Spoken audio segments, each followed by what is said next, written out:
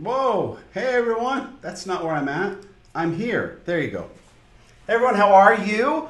On this Friday, Aaron Stewart with the Little Black Couch, where we like to help entrepreneurs bust through all the fear, all the challenges, all of that, and just kind of move everything forward because entrepreneurs are changing the world one little problem at a time. So thanks for joining me on a Friday. It is after 6 o'clock here in Utah. So getting close to wrap it up. Friday isn't actually Friday around here. Friday is Thursday. Saturday is Friday. Sunday is our day off, a day of rest. So looking forward to that as well. I want to apologize to everybody. I tried a new mic out on the last broadcast and it didn't work out so well. So we're back to the Blue Yeti is back today. So I think the sound should be considerably better. So hopefully it is. And this is where we're really going to find out is when we go to the intro.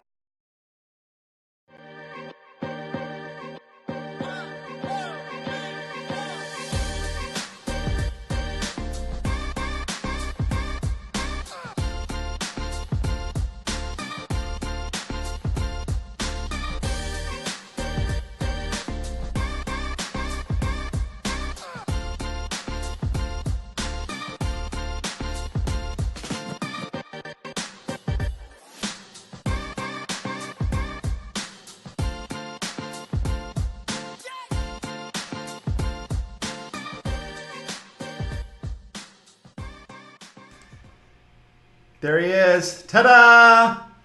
The live Little Black Couch cam with jazz hands. It's, Thursday, essentially, for us. Not a Friday.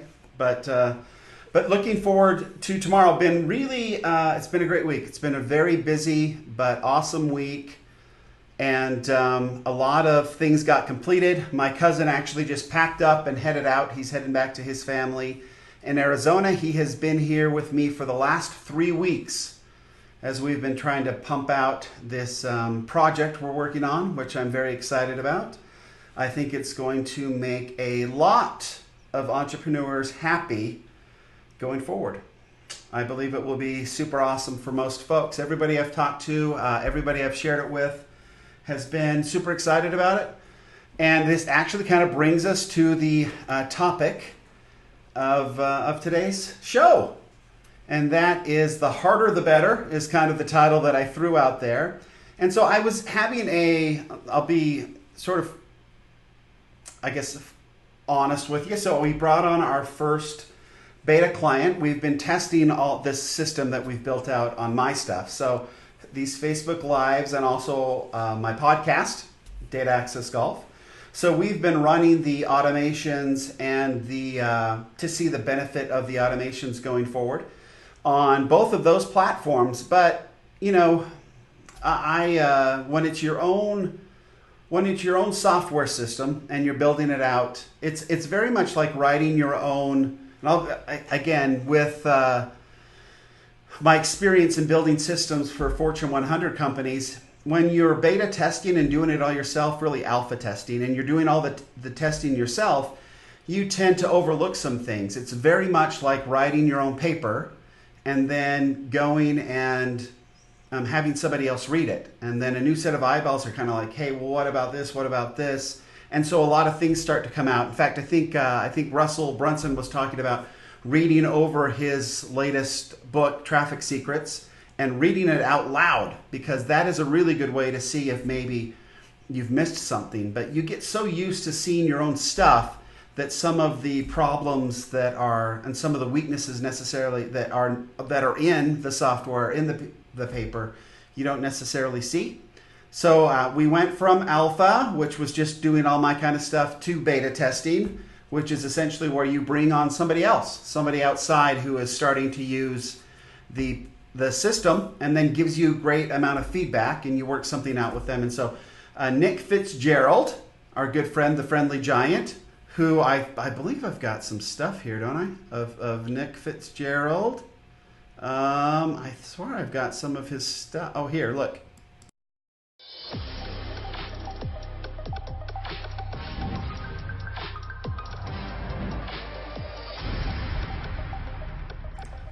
I legally I probably can't use that. But anyway, so Nick of our good friend and of the Friendly Giant Films of Facebook Live Secrets. Anyway, so he is our first beta client. So he decided to come on, not decided, but I begged him and pleaded with him, and he finally agreed to go on because he does a good amount of lives, and I wanted to make sure that this is really about for content creators. And the system that we've built out is really cool because it doesn't matter if you're an emailer, if that's your way of communicating with your clients, then we can help you out there. And it doesn't matter if you're a blogger, and it doesn't matter if you're a podcaster, and it doesn't matter if you just go live, like Nick likes to go live. And speak of the devil, there's Nick. He's joined us. Hey, bud, I just said that you're our first client, and we appreciate it very much. So, and this is I actually told Nick that this was going to be the subject of my live, and it's ridiculous that it's taken me 6:07 to get here, but this is the topic of the live. The harder, the better.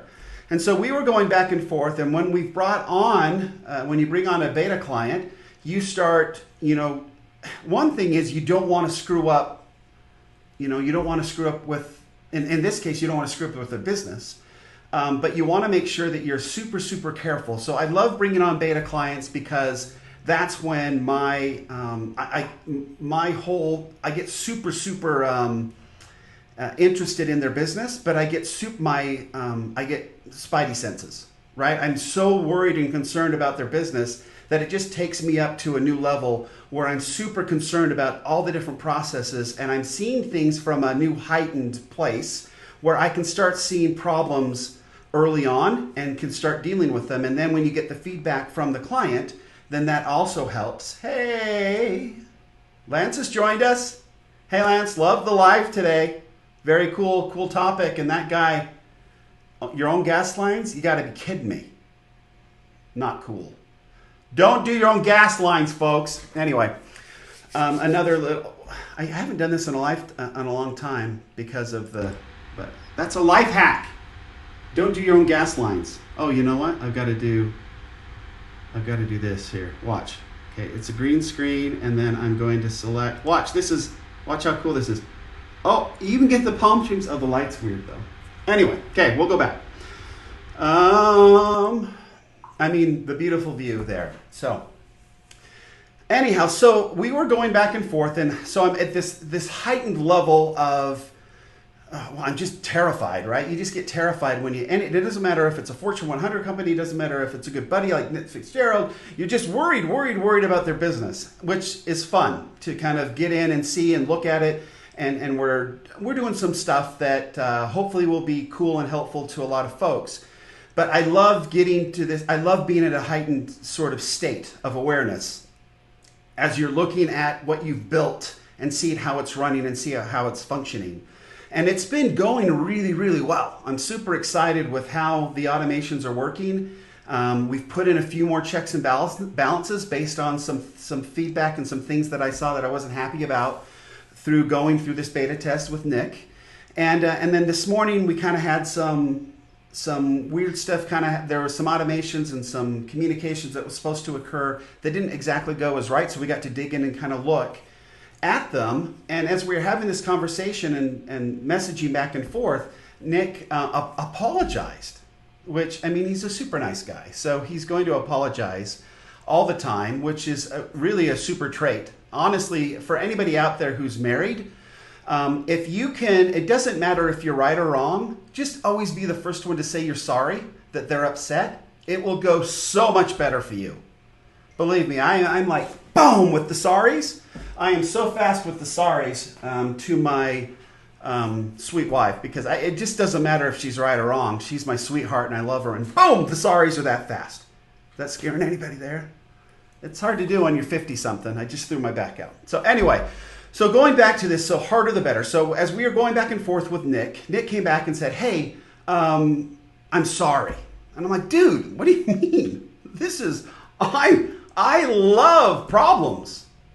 And this is what sometimes we need to understand. So when you get in as an entrepreneur and you start working on your own stuff and you're beta testing and things start going wrong and you start fixing those things, That is what we call in economics a barrier to entry.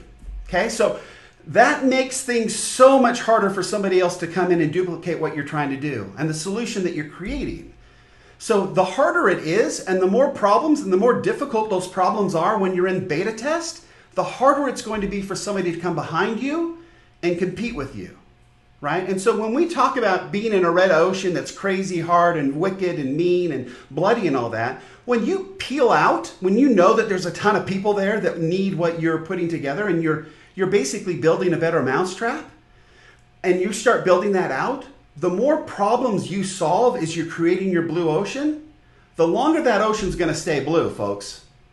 Okay, so the harder the better. Okay, so when you get into it, I know that some people want to simplify things and make things really, really easy.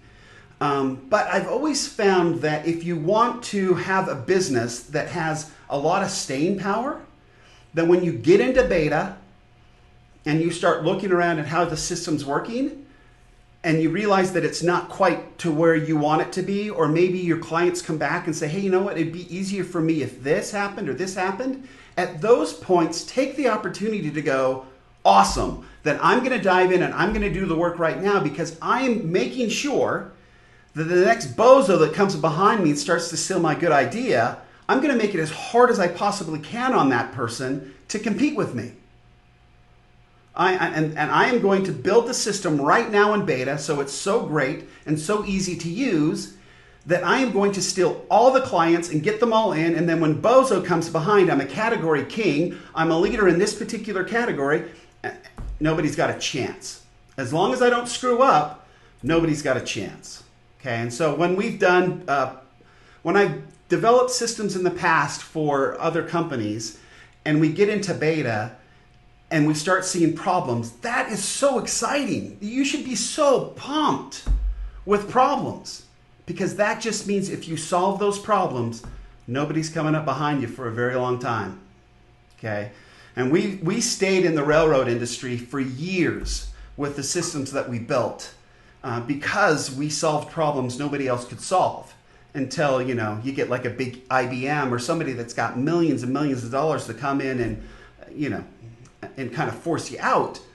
But that's some staying power. We're talking, you know, we've been with some clients, we launched the product in 1999, and we've got some people still using it because we solved problems so uniquely that nobody else could come in and take it away exactly the same way you've done it, exactly the same way you've solved it. You'll keep people for a very long time, okay? So embrace problems, get into beta, start using your systems, and love the problems. Solve them properly, make sure that it works absolutely, just completely as easy and wonderfully as possible. Don't cut corners. Make sure the beta works. Make sure that it's addressing the problems that you started, that you wanted to solve when you started.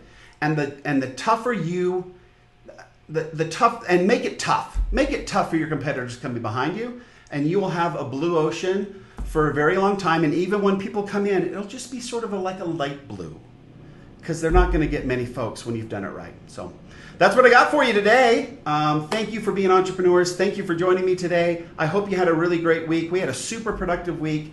I'm completely pumped about it. You can tell by the lack of podcasts and the lack of lives this week. We've been just diving in. I'm going to go home. I'll have dinner with my family. I will be back at work and just loving it tonight, as we probably have some TV show going, which has been Madam Secretary.